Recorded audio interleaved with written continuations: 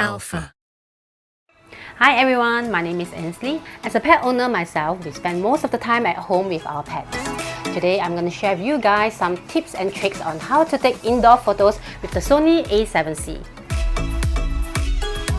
Dogs and cats are always on the move, so shooting with 10 frames per second, it actually gives me the flexibility to take multiple shots, capturing their expression and choose the best one afterwards. Okay, Yoda is now lying in a very comfortable position on the cushion. This is a very good position because there's light source from the window, and I'm going to use the cushion here as the foreground as well as the background with the cushion. And we can also use household objects as foreground as well. And I'm going to frame Yoda in a 1/3 position. When shooting pets, the most important thing to take note of is to get the eyes sharp and focused. And this is where the animal eye focus come really handy for me.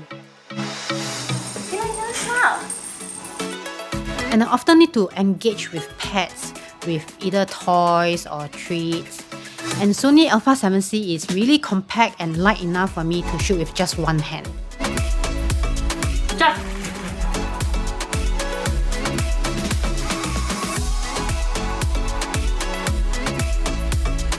With the camera's large sensor, you can actually achieve a very nice background blur.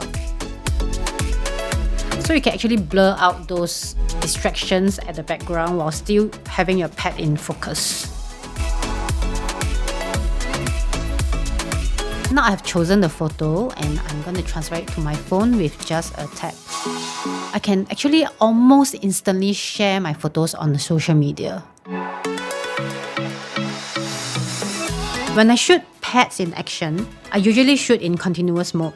The animal eye real-time tracking actually catch the eye really fast and accurate.